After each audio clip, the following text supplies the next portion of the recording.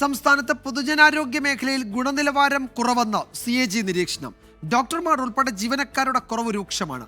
സംസ്ഥാനത്തെ റവന്യൂ ചെലവ് കൂടിയതായി വാർഷിക ധനകാര്യ പരിശോധനാ റിപ്പോർട്ടിലും പരാമർശമുണ്ട്. 2024 പൊതുജനാരോഗ്യം, വാർഷിക ധനകാര്യ പരിശോധന എന്നീ CAG റിപ്പോർട്ടുകളാണ് ഇന്ന് സഭയിൽ വെച്ചത്. പൊതുജനാരോഗ്യ മേഖലയിൽ 2022 വരെയുള്ള കണക്കുകളാണ് പരിശോധിച്ചത്. ഡോക്ടർമാരുടെയും സ്പെഷ്യലിസ്റ്റ് ഡോക്ടർമാരുടെയും ആരോഗ്യ പ്രവർത്തകരുടെയും കുറവ് ചികിത്സാ ഗുണനിലവാരത്തെ ബാധിച്ചു. രോഗികൾക്ക് അസൗകര്യമുണ്ടാക്കുന്നു. ഏറ്റവും കുറഞ്ഞ അവശ്യ സേവനം പോലും പല ആശുപത്രികളിലും ലഭിക്കുന്നില്ല. ആർദ്രം മിഷൻ ഉദ്ദേശ ലക്ഷ്യങ്ങൾ നിറവേറ്റുന്നില്ല. മരുന്നുകൾ ആവശ്യത്തിനെത്തിക്കുന്നതിൽ KMSEL-ന് വീഴ്ച പറ്റി. മരുന്നുകളുടെ ഗുണനിലവാരം ഉറപ്പാക്കാനും നടപടിയുണ്ടായിട്ടില്ല. ആവശ്യത്തിന് മരുന്നില്ല എന്ന പരാതികളും വ്യാപകമാണ്. മരുന്ന് വാങ്ങാനുള്ള ടെൻഡർ മാനദണ്ഡങ്ങളിൽ ഗുരുതര വീഴ്ച വരുത്തി. മരുന്നു കമ്പനികളിൽ നിന്ന് ഈടാക്കേണ്ട 1,64 ലക്ഷം രൂപയുടെ പിഴ KMSEL ഈടാക്കിയില്ല എന്നും CAG കണ്ടെത്തി.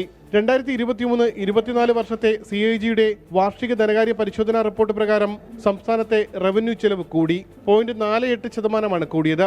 മൂലധന ചെലവ് 2.94% കുറഞ്ഞു. GST വരുമാനം 3.56% കൂടിയെന്നും CAG കണ്ടെത്തി. 24 തിരുവനന്തപുരം.